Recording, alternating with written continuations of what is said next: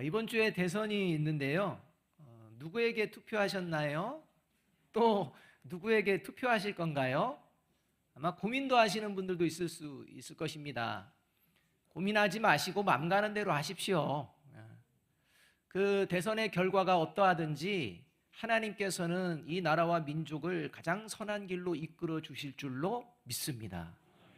이 믿음으로 하시고 그 결과에 따라서 연연해하지 마십시오. 따라서 저와 여러분이 고민하는 것은 이 나라와 민족을 위해서 고민하는 것 참 좋고 중요한데, 우리 하나님 믿는 사람들은 더 큰 고민을 해야 됩니다. 저와 여러분의 늘 이 세상을 살아가면서 고민하고 고민해야 될 것은, 내가 예수님의 부활을 믿는 부활신앙으로 지금 살아가고 있는가, 이것을 늘 돌아보아야 한다는 것입니다. 그걸 고민해야 한다는 겁니다. 내가 오늘 과연 예수님의 부활을 믿는 그 믿음으로 길을 걷고 있는가, 인생길을 걷고 있는가, 이것을 날마다 점검해야 합니다. 여러분, 영원한 하나님의 나라인 천국과 영원한 형벌을 받는 지옥이 실제로 있다는 것을 믿으십니까? 만일 천국과 지옥을 믿는다면 지금 저와 여러분의 인생길은 천국을 향해 나아가고 있을까요? 아니면 지옥을 향해 나아가고 있을까요? 이걸 고민해야 한다는 것입니다. 오늘 하나님이 우리에게 주신 말씀을 통해서 우리가 지금 걸어가고 있는 인생길, 내가 오늘 걷기 원하는 인생길이 천국을 향한 길인지 아니면 영원한 형벌로 나아갈 수밖에 없는 길인지 살펴보아야 한다는 것입니다. 오늘 우리가 읽은 본문은 부활하신 예수님께서 제자들과 40일 동안 함께 하신 후 제자들이 보는 앞에서 승천하시는 장면입니다. 특히 예수님께서 승천하시기 전 40일 동안 제자들과 함께 하시면서 하나님 나라의 일을 가르치셨다라고 말씀하고 있습니다. 이렇게 예수님께서 하나님 나라에 관한 일들을 제자에게 가르쳐 주신 것은 영원한 하나님의 나라가 있다는 것을 세상 사람들에게 보여내기를 원하셨기 때문입니다. 만약 영원한 하나님의 나라가 없다면 예수님께서 이 땅에서 있는 동안 이 땅에서 어떻게 하면 잘 살 수 있을까, 이런 거 가르쳐 주실 것입니다. 그게 아니라는 겁니다. 하나님 나라에 관한 것들을 가르쳐 주셨다는 것입니다. 그런데 여러분, 이 하나님의 나라의 일들 중에 가장 중요한 일이 있습니다. 이 세상에서 하나님의 나라의 일을 시작하기 위해서, 하나님의 나라의 일을 보여내기 위해서 가장 중요한 게 있는데, 그게 뭐냐? 예수님을 믿는 일입니다. 예수님을 믿는 이 일이 있고 나서야 하나님의 나라를 보여내며 살아갈 수 있기 때문입니다. 그래서 요한복음 6장 28절과 29절은 예수님께서 하나님 나라의 일에 대해서 가장 중요한 것을 이렇게 말씀해 주고 계시는 것입니다. 그들이 예수께 물었다. 우리가 무엇을 하여야 하나님의 일을 하는 것이 됩니까? 예수께서 그들에게 대답하셨다. 하나님께서 보내신 일을 믿는 것이 곧 하나님의 일이다 라고 말씀하십니다. 수많은 일들을 행하지만 하나님 나라의 일을 행할 수 있는 존재, 오직 하나님이 보내신 이 예수를 믿는 존재만이 해낼 수 있다는 것입니다. 여러분, 저와 여러분을 포함한 이 세상 사람들은 두 종류로 나뉩니다. 하나는 사람들에게 죄를 들킨 죄인, 또 하나는 사람들에게 죄를 들키지 않은 죄인입니다. 이렇게 나뉩니다. 그런데 사람들에게 들켰든 들키지 않았든 하나님 앞에서는 모두 죄인입니다. 우리 대선을 보면서도 알지 않습니까? 대통령으로 나오겠다는 사람들 다 과거의 죄의 문제들이 다 발목 잡혀 있는 거 아닙니까? 그러니까 들킨 일들이 있다는 것입니다. 또 들킨 일만 있겠습니까? 들키지 않은 것도 있습니다. 저와 여러분도 예외는 아닙니다. 그러나 하나님 앞에서는 모두가 죄인입니다. 하나님에게는 숨길 수 없기 때문입니다. 그런데 이제 하나님은 죄인인 모든 사람을 다시 두 종류로 구별하십니다. 하나는 죄의 문제를 해결받으며 살아가는 사람, 다른 하나는 죄의 문제를 해결받지 못하고 살아가는 사람, 이렇게 구별하십니다. 여기서 죄의 문제를 해결받으며 살아가는 사람이 바로 예수님을 믿는 사람들입니다. 그리고 죄의 문제를 해결받으며 살아가는 사람의 특징, 그 특징을 오늘 우리가 읽은 본문 8절이 이렇게 말씀해 줍니다. 오직 성령이 너희에게 임하시면 너희가 권능을 받고 예루살렘과 온 유대와 사마리아와 땅 끝까지 이르러 내 증인이 되리라 하시니라. 이 말씀에 의하면 예수님을 믿는 사람에게는 예수님이 약속하신 성령이 임하게 되고 예수님의 증인으로 살아가게 된다는 말씀입니다. 특히 예수님은 내 증인이 되어야 한다라고 말씀하시는 것이 아니라 내 증인이 되리라라고 말씀하고 계십니다. 예수님을 믿는 사람은 마지못해서나 억지로가 아니라 당연하고 자연스럽게 예수님의 증인된 삶을 살게 되어 있다라는 말씀입니다. 누가 강요해서 예수님의 증인으로 살아가는 게 아닙니다. 스스로 마땅히 그냥 살아가게 된다는 것입니다. 오늘 이 예배의 자리에 모인 저와 여러분을 향해 하나님께서는 저와 여러분이 예수님의 증인으로 지금 살아가고 있는지 스스로 점검해 보라 말씀하고 계십니다. 왜냐하면 예수님의 증인으로 살아가는 사람의 인생길만이 천국을 향한 인생길이 되기 때문입니다. 저와 여러분의 인생길, 과연 예수님의 증인으로 살아가는 인생길일까요? 아니면 예수님의 증인과는 관계없는 인생길을 걷고 있을까요? 살펴보아야 합니다. 자, 그렇다면 예수님의 증인으로 살아가는 모습은 구체적으로 어떤 모습을 말하는 것일까요? 첫 번째는 이것입니다. 같이 한번 읽어봅니다. 시작. 하나님의 나라를 배우고 가르치며 보여내는 삶을 살아가고자 힘씁니다. 여러분, 하나님의 나라 배우고 계십니까? 가르치고 계십니까? 보여내려고 힘쓰고 계십니까? 살펴보아야 한다는 것입니다. 1절과 2절 말씀 함께 한번 읽어보겠습니다. 같이 읽습니다. 시작. 데오빌로여, 내가 먼저 쓴 글에는 무릇 예수께서 행하시며 가르치시기를 시작하신부터 그가 택하신 사도들에게 성령으로 명하시고 승천하신 날까지의 일을 기록하였노라.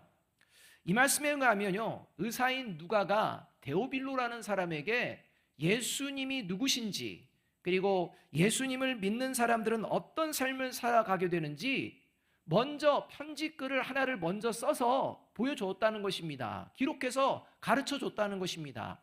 그게 누가복음입니다. 그리고 이제 또 예수님의 그 행적과 예수님을 믿는 사람들이 어떤 삶을 살아내게 될지 그 모습을 이제는 또 데오빌로에게 가르쳐주는 말씀, 이게 바로 사도행전의 시작이라는 것입니다.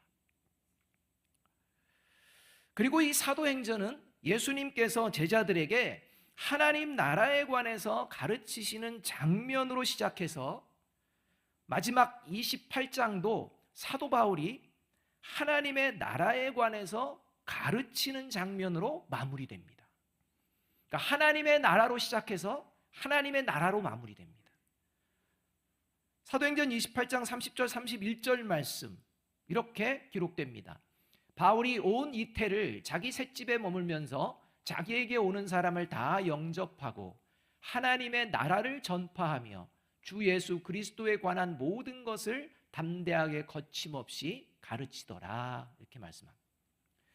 결국 누가와 사도 바울처럼 예수님을 믿는 사람은 예수님이 가르치고 보여주신 하나님의 나라를 배우고 가르치고 삶으로 보여내며 살아가는 사람이다 라는 말씀입니다. 여러분, 누가가 또 사도 바울이 그리고 예수님을 믿는 사람들이 하나님의 나라를 배우고 가르치고 보여내며 살아가는 이유는 뭘까요? 여러분, 이유가 있습니다. 자기들이 하고 싶어서 물론 하고 싶은 것도 있습니다. 그러나 하고 싶고 안 싶고를 떠나서 먼저 그들이 하나님의 나라를 배우고 가르치고 보여내는 삶을 살아가는 이유는 예수님의 가르침을 받았고 예수님의 명령을 기억하며 살아갔기 때문입니다. 예수님이 말씀하셨기 때문입니다. 예수님께서 명령하셨기 때문입니다. 예수님께서 가르쳐 주셨기 때문입니다. 그것을 배웠기 때문입니다. 그걸 살아냈기 때문입니다. 그래서 그 대표적인 예수님의 말씀, 명령, 그게 우리가 잘 아는 마태복음 28장 19절에서 20절 상반절까지의 말씀입니다.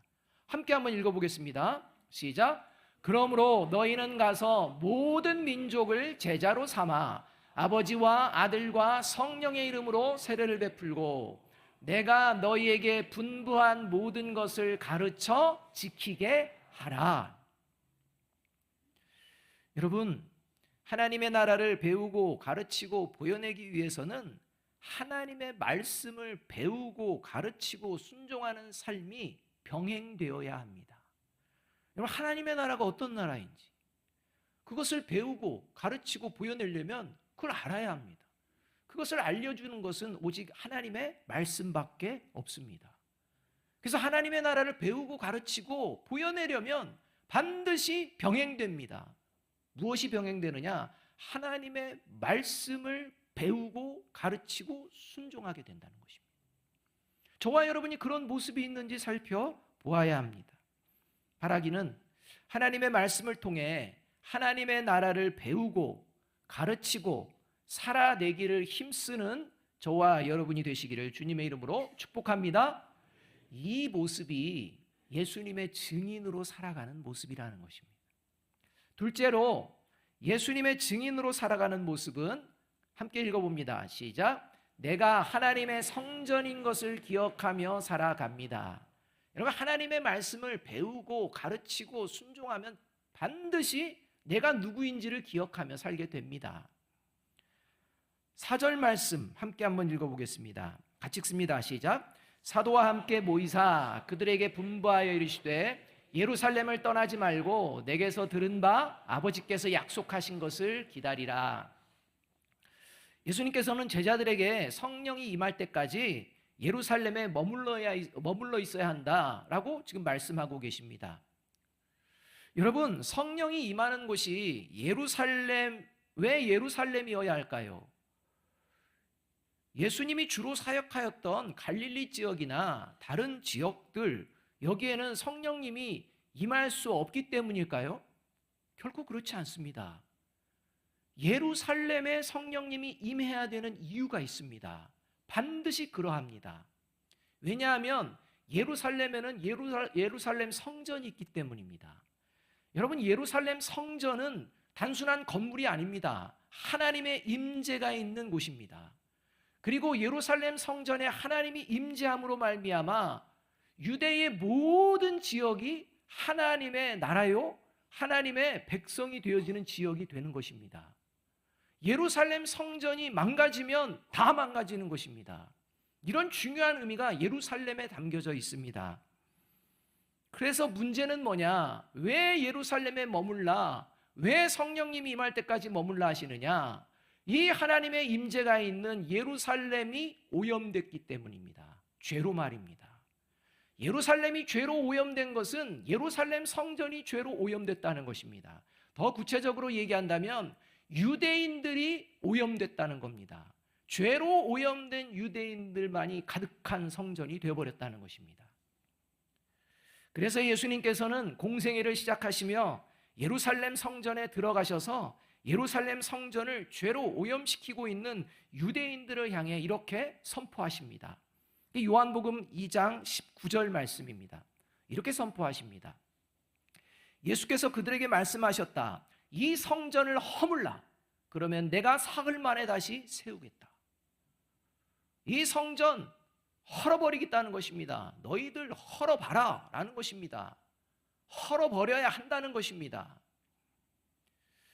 예수님의 이 말씀은 눈에 보이는 예루살렘 성전은 이제 유대인의 죄로 인해 멸망하게 될 것이라는 말씀입니다. 그리고 죄로 오염된 예루살렘 성전을 대신하여서 예수님이 십자가에서 죽으시고 사흘 만에 부활하신 후 죄를 회개하는 사람들을 통하여 새로운 하나님의 성전을 세우시겠다는 말씀입니다. 그래서 예수님은 누가복음에서 이렇게 말씀하십니다. 누가복음 24장 47절에서 49절 말씀입니다.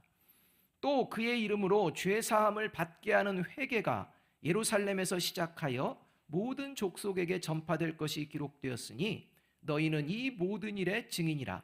볼지어다 내가 내 아버지께서 약속하신 것을 너희에게 보내리니 너희는 위로부터 능력으로 입혀질 때까지 이 성에 머물라 하시니라. 이렇게 예수님의 말씀처럼 성령의 임재와 함께 성령의 임재를 받은 자들은 죄를 회개하고 이제 새롭게 세워진 하나님의 성전이 되어지는데, 그것이 바로 예수님을 믿는 사람들입니다.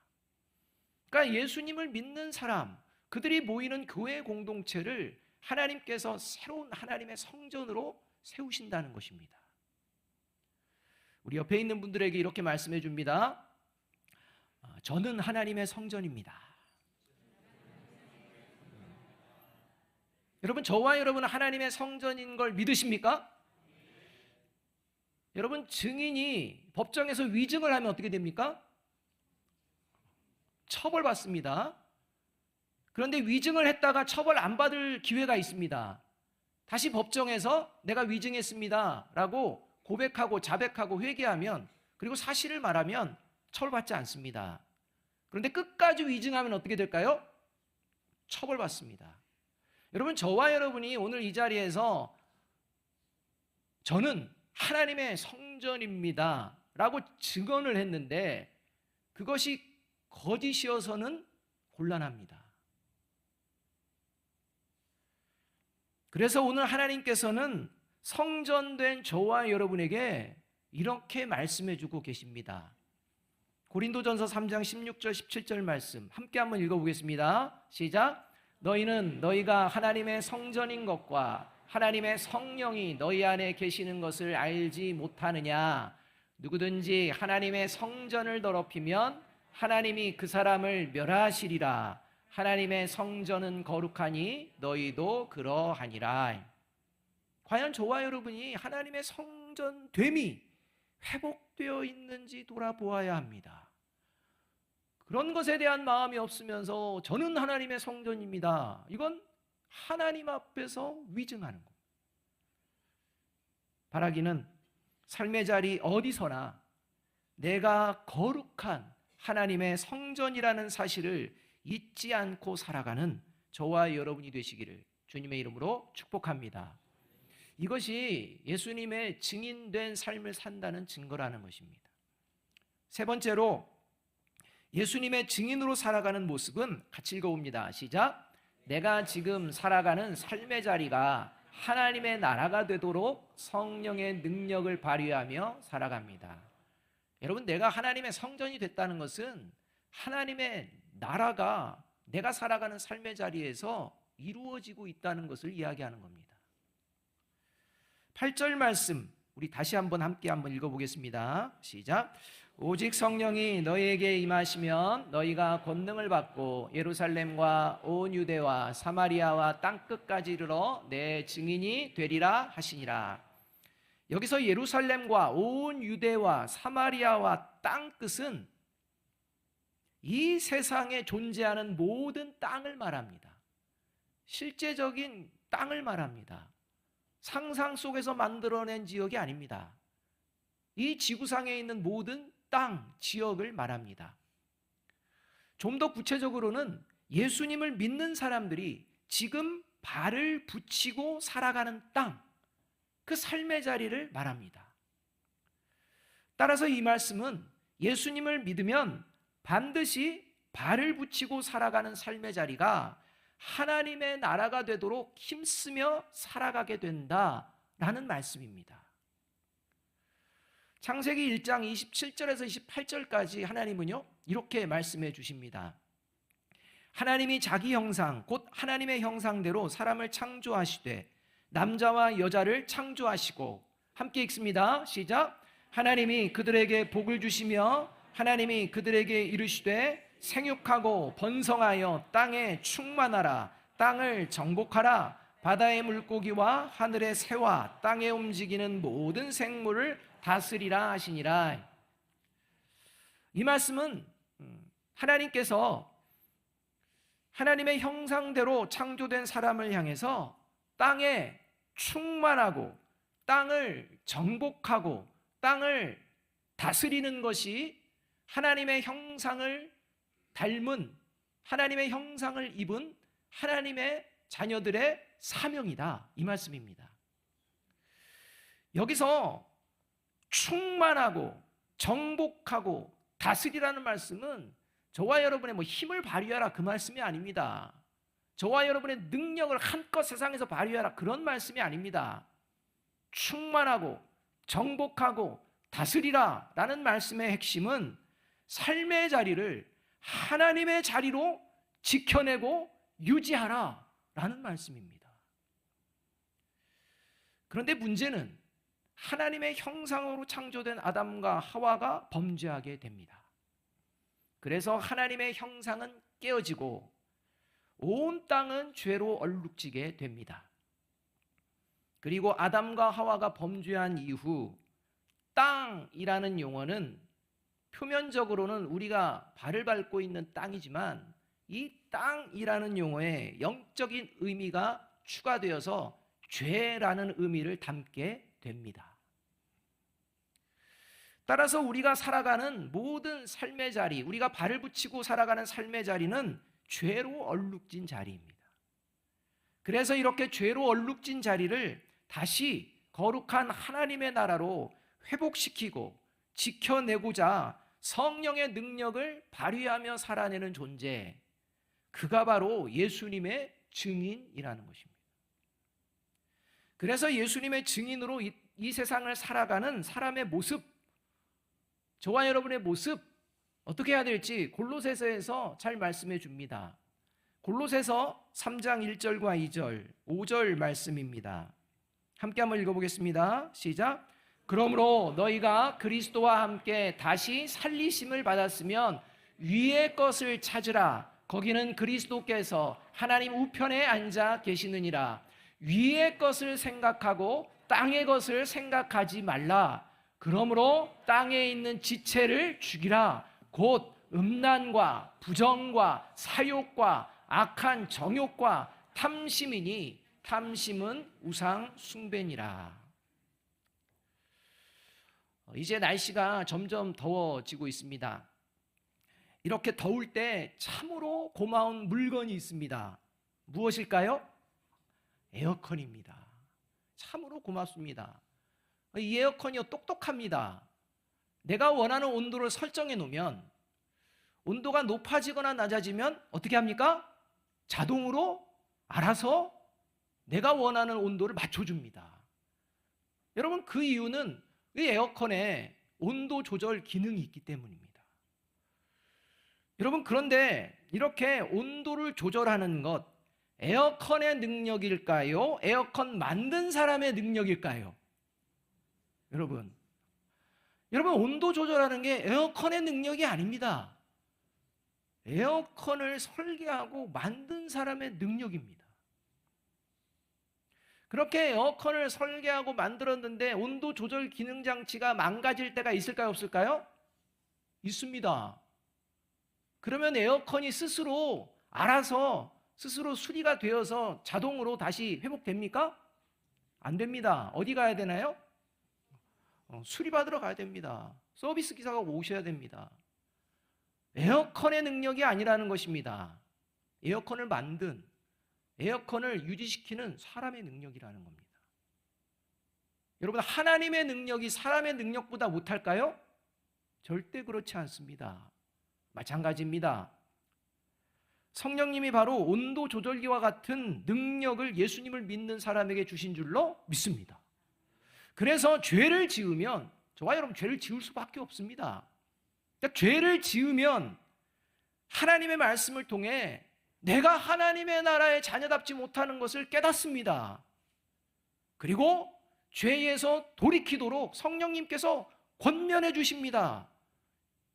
신호를 보내주십니다.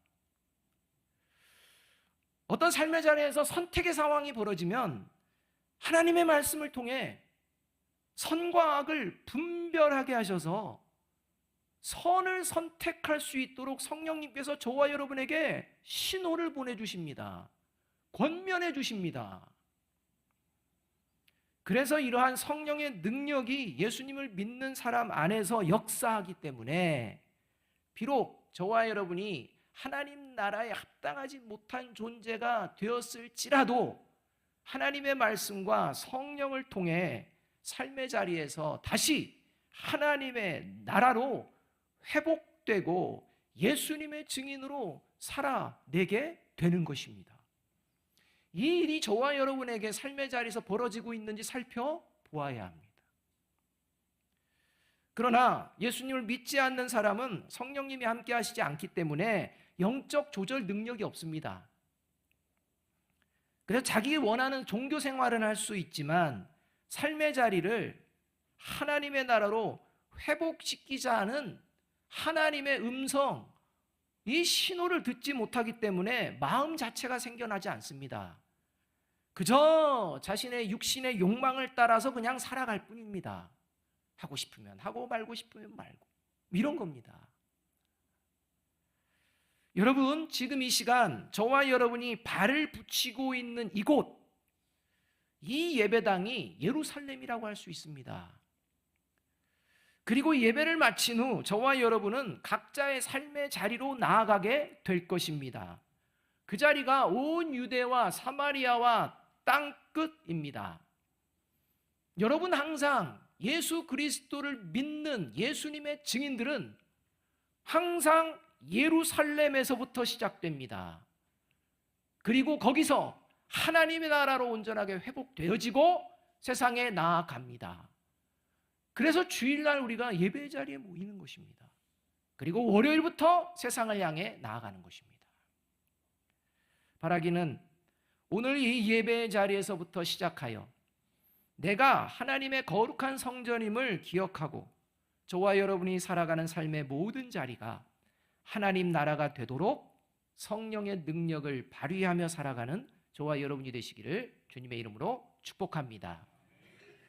마지막으로 8절 말씀 다시 한번 읽어봅니다. 시작. 오직 성령이 너희에게 임하시면 너희가 권능을 받고 예루살렘과 온 유대와 사마리아와 땅끝까지 이르러 내 증인이 되리라 하시니라. 예수님의 증인으로 인생길을 걷는 사람, 그가 바로 영원한 하나님의 나라, 천국을 향해 인생길을 걷고 있는 사람입니다. 예수님의 증인으로 인생길을 오늘부터 다시 시작해내는 저와 여러분이 되시기를 간절히 소망합니다. 기도하겠습니다.